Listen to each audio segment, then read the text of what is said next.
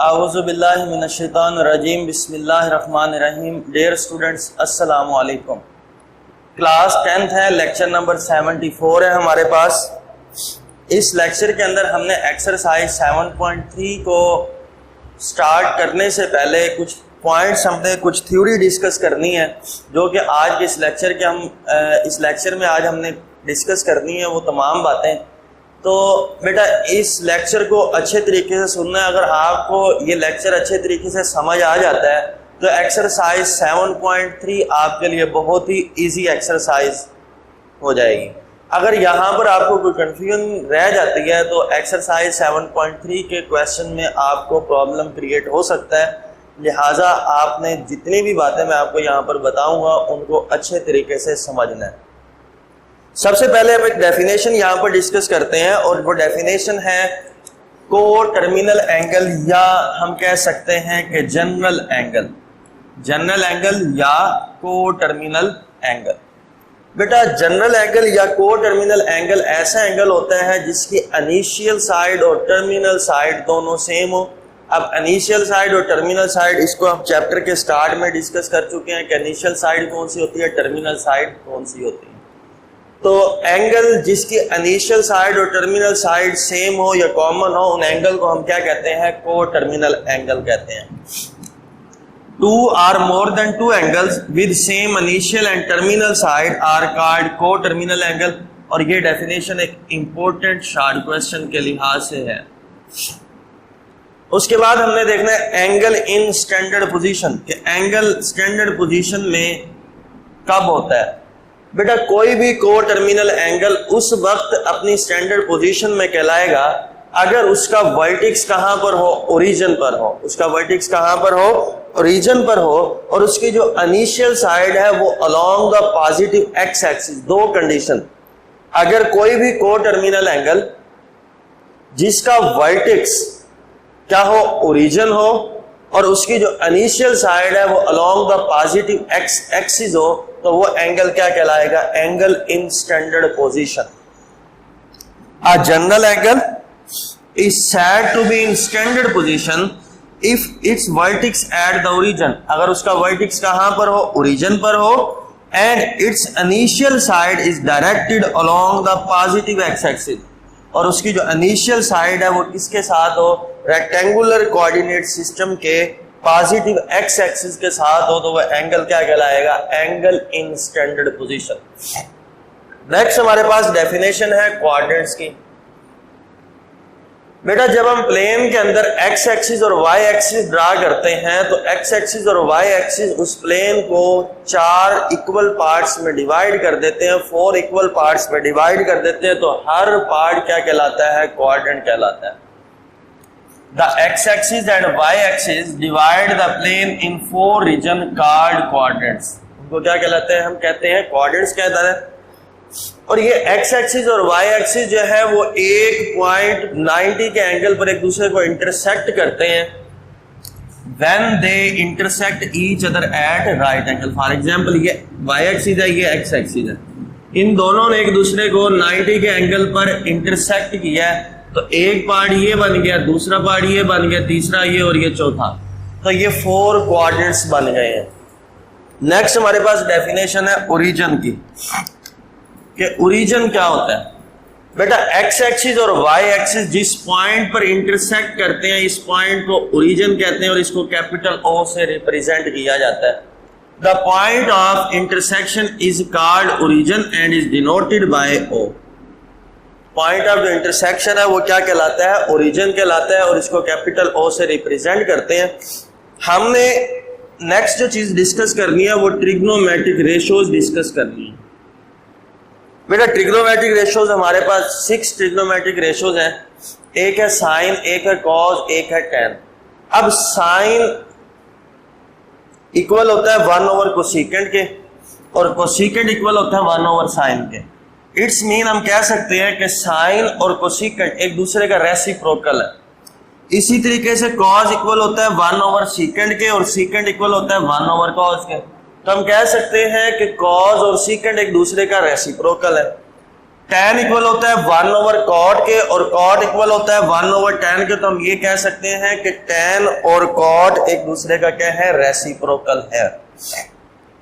Sign, cause और tan, sign का reciprocal cosecant, cosecant का रेसिप्रोकल साइन, कॉज का रेसिप्रोकल सीकेंट, सीकेंट का रेसिप्रोकल कॉज, tan का रेसिप्रोकल कॉट, कॉट का रेसिप्रोकल tan। तो ये जो ट्रिग्नोमेट्रिक रेशियोज थी वो हमने यहां पर देख ली कि sine, cos, tan, cosecant, secant और कॉट, ये 6 ट्रिग्नोमेट्रिक रेशियोज है हमारे पास। अब एक दूसरी बात आपने याद रखनी है कि जो साइन थीटा होता है वो इक्वल होता है perpendicular over hypotenuse, perpendicular over hypotenuse. Cos theta equal होता है बेस ओवर हाइपोटेनियस।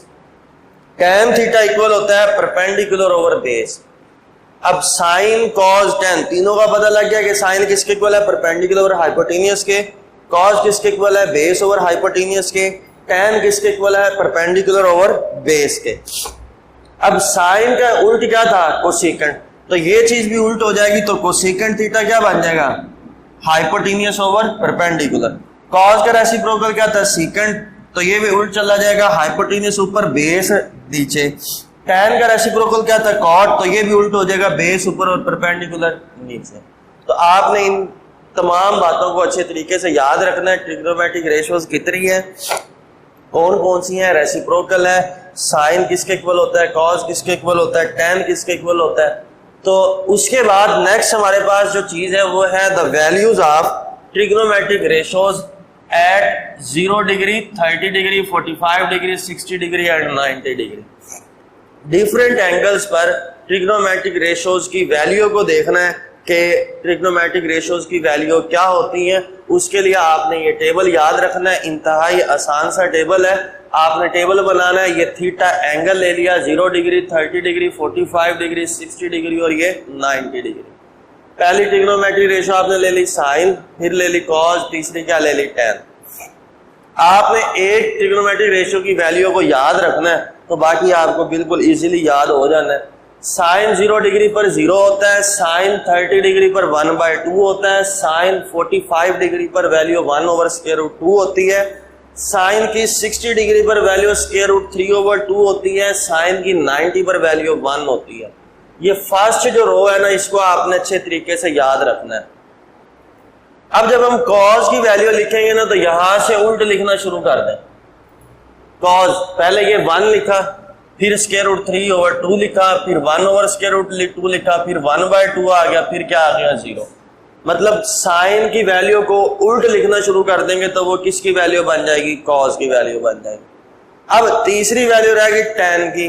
अब एक यहां पर याद रखना है कि जो tan थीटा होता है वो इक्वल होता है sine theta over cos theta, sine theta over cos theta. अब साइन थीटा की वैल्यू को हर एंगल पर कॉस थीटा की वैल्यू पर डिवाइड करते जाए। 0 को 1 पर डिवाइड करेंगे, आंसर 0। 1/2 को √3/2 पर डिवाइड करेंगे तो 2 से 2 कैंसिल, 1/√3। 1/√2 को जब 1/√2 पर डिवाइड करेंगे दोनों कैंसिल, आंसर 1। √3/2 को जब 1/2 पर डिवाइड करेंगे तो 2 से 2 कैंसिल, आंसर √3। 1 को जब 0 पर डिवाइड करेंगे तो समथिंग ओवर 0, आंसर होता है इंफिनिटी। तो ये टेबल आपने अच्छे तरीके से याद रखना है। ये एक्सरसाइज 7.3 के अंदर डिफरेंट क्वेश्चन में यूज होगा।